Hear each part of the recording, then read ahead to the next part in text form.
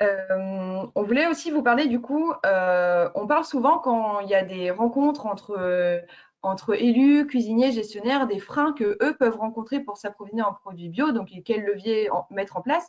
Mais on parle souvent peu des freins que les producteurs rencontrent pour approvisionner la restauration collective. Qu'est-ce que même si des fois ils veulent approvisionner la restauration collective, ils rencontrent parfois certains freins qui fait qu'ils ne peuvent pas ou finalement ne vont pas vers ce débouché-là. Et on voulait vous proposer un petit tour de table pour recenser les freins que vous connaissez, euh, qui sont rencontrés par les producteurs avec qui vous avez pu être en contact pour commercialiser à vos restaurants ou aux restaurants du territoire. Donc, ce qu'on vous propose, c'est un petit tour de table où chacun dit un frein qu'il a en tête ou qu'il a pu rencontrer. Et vu qu'on a des nouvelles personnes qui ont rejoint le webinaire, ce que je vous propose, c'est de redire votre nom, prénom et votre structure. Et ensuite, le frein, comme ça permet de refaire un petit tour de table rapide des personnes présentes aujourd'hui. Donc voilà, qui veut peut prendre la parole.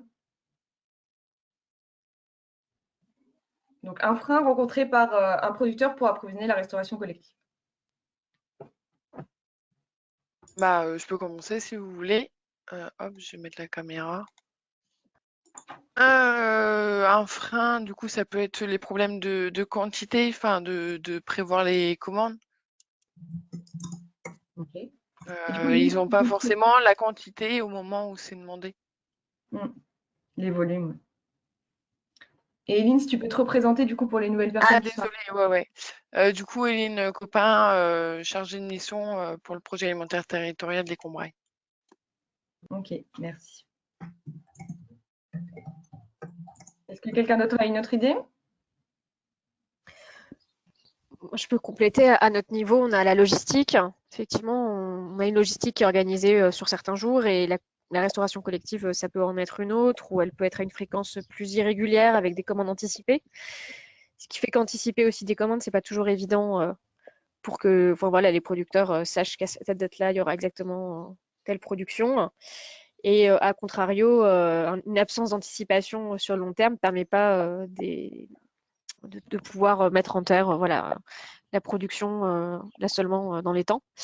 Donc il y a cette dimension-là. Et après, il y a toute la dimension du calibre aussi. Il y a un calibrage assez spécifique en RHD des grandes tailles qui n'est pas toujours voilà, évidente à produire, notamment en bio aussi. Par exemple, pour des salades de gros calibre, c'est pas toujours évident. Des choses comme ça. Ok. Je peux compléter. Ouais. Donc, Sarah Gagneux, de la communauté de communes d'Anvers-Livradois-Forez. Autre frein, la demande irrégulière des cantines, avec l'arrêt l'été, en tout cas pour les scolaires. Et puis les questions de prix aussi.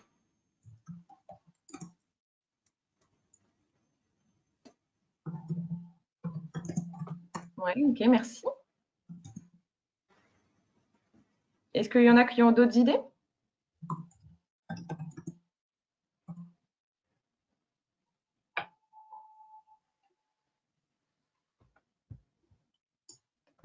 Toujours Eline Copin du PAP des Combrailles. La question du temps, ils ont déjà un métier et ça reste des missions supplémentaires à assurer qui peut leur prendre du temps qu'ils n'ont pas forcément.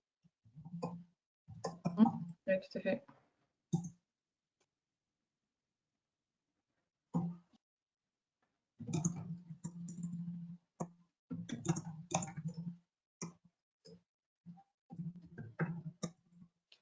Est-ce qu'on a fait le tour ou quelqu'un a une autre proposition à ajouter?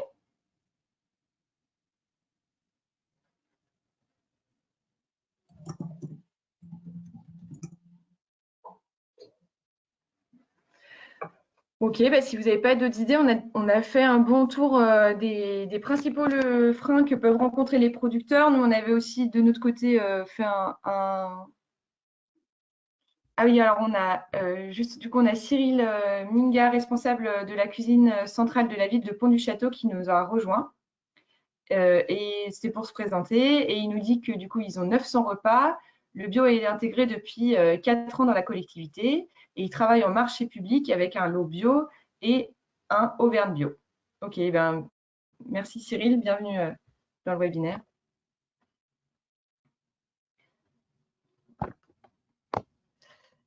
Donc, on a recensé comme difficulté notamment les commandes et avoir des quantités suffisantes, la logistique de livraison, besoin d'un calibrage spécifique, notamment pour tout ce qui est fruits et légumes, une demande irrégulière des cantines, le prix d'achat et le temps qu'il faut oui, pour développer ce débouché, enfin, pour pouvoir vendre à la restauration collective. Nous, dans les autres freins qu'on avait recensés, donc, on avait mis pas mal de choses que vous avez dit, hein. On a mis aussi un frein qui est la compréhension du fonctionnement. En fait, finalement, les producteurs sont vite assez perdus. Ils ne comprennent pas forcément qu'est-ce qu'un marché public, qu'est-ce qu'est la différence entre le gré à gré, l'accord cadre, qui dans les cantines gère les approvisionnements, parce que ça peut être très différent d'une cantine à l'autre. On a des cantines où c'est le cuisinier directement qui va gérer les approvisionnements, d'autres où ça va plutôt être un gestionnaire. On a parfois des structures où c'est plutôt les élus qui s'occupent des approvisionnements. Voilà. Et souvent, ça leur demande un travail, en fait, s'ils veulent vendre à un restaurant, en particulier à proximité de leur ferme, de comprendre le fonctionnement et de s'adapter aux différentes particularités de chaque commune. C'est pour ça qu'aussi une mutualisation de la commercialisation via des plateformes comme Auvergne Bio leur permet de se soulager aussi de cette compréhension du fonctionnement. Et puis, j'ai mis aussi en dessous la réponse au marché public. Voilà, pour un producteur, ce n'est pas forcément évident de comprendre comment on répond à un marché public, quelles sont les attentes. Donc, pareil, en passant via des plateformes comme Auvergne Biodistribution, ça leur permet de se soulager aussi de ça. La logistique, comme vous l'avez dit, donc il y a à la fois voilà, l'organisation logistique, le coût que ça engendre, et puis pour des productions voilà, qui demandent de conserver les produits au frais, il y a aussi besoin d'investir en camion frigo et de gérer aussi la sécurité de la chaîne du froid.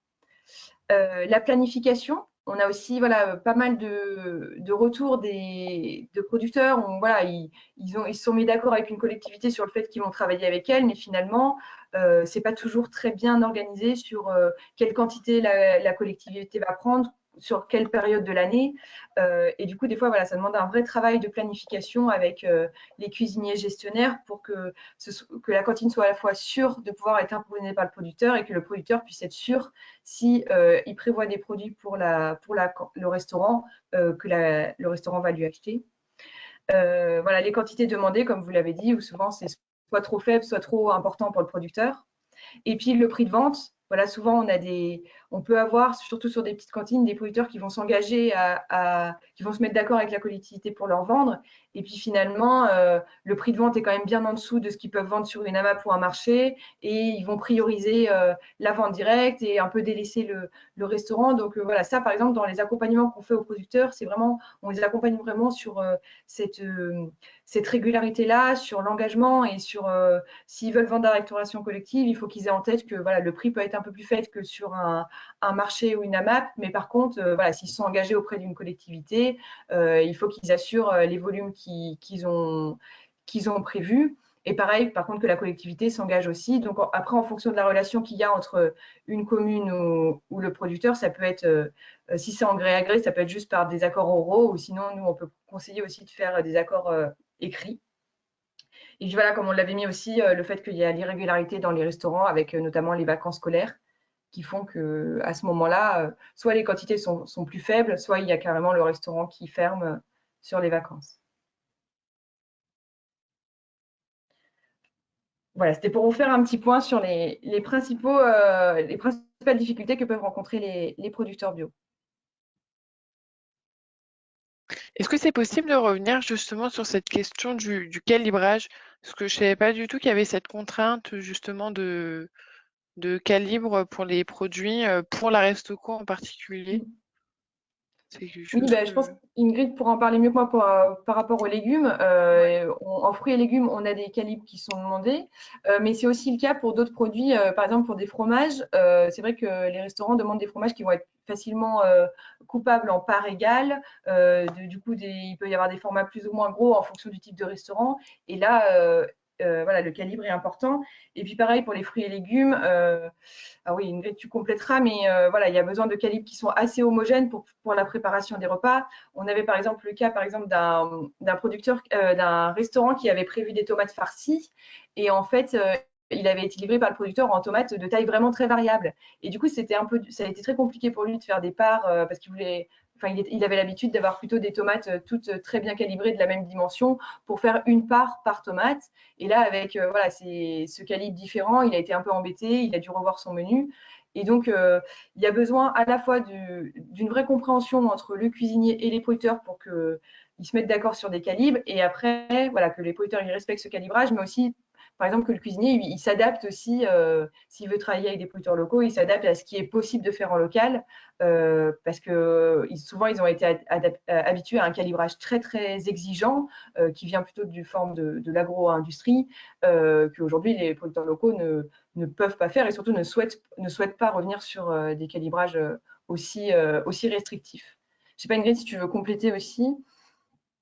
Oui, c'est ça, c'est effectivement des calibres homogènes et souvent de grande taille parce que il y a des outils, en fait, des machines, c'est pas toujours à la main pour pouvoir peler, couper. Par exemple, les poireaux, nous, et les carottes, il faut que ça soit des calibres très importants et on n'a pas, par exemple, pour le poireau, des producteurs qui sont capables de faire des gros poireaux longs, homogènes, tous en fait. Donc, nous, par exemple, ça, par rapport à notre organisation, ça peut être une contrainte dans le sens où nous, par exemple, on ne fait pas d'achat-revente. C'est-à-dire qu'on n'achète pas la production de nos adhérents, ça reste toujours leur propriété. Hein, et on souhaite qu'il y ait le plus de producteurs qui peuvent bénéficier de la RHD. Mais dans les faits, en fait, il n'y a que quelques producteurs, parfois sur certaines productions, qui peuvent livrer. C'est pareil sur les carottes, elles vont dans des machines en fait pour être pelées et les petites carottes ne passent pas. Donc derrière, ça nécessite d'avoir, enfin, de bien pouvoir trier, d'être capable d'assumer aussi des écarts de tri en fait. Si derrière il n'y a pas d'autres débouchés pour assumer ces produits-là, donc voilà, c'est des choses qui se travaillent, s'anticipent et qui peuvent être contraignantes. Ok, Et merci. peut-être pour donner une note positive aussi, c'est vrai que sur les petites cantines qui ont du coup peu de repas par jour, hein, moins de 50 repas par jour, et qui connaissent du coup les enfants à qui elles font à manger au fur et à mesure, elles apprécient avoir finalement des tomates, si on reprend l'exemple des tomates farcies, de tailles différentes qui s'adaptent à l'appétit des enfants. Voilà, donc tout le monde y trouve son compte, enfin, on peut y trouver son compte aussi en s'adaptant. Et puis ça dépend effectivement, comme le disait Ingrid, des installations aussi qu'il y a dans les cantines et peut-être du nombre de repas. Je ne sais pas si Cyril, vous voulez ajouter quelque chose par rapport à ça, peut-être dans le chat si le micro ne marche pas, ou si c'est OK, on poursuit.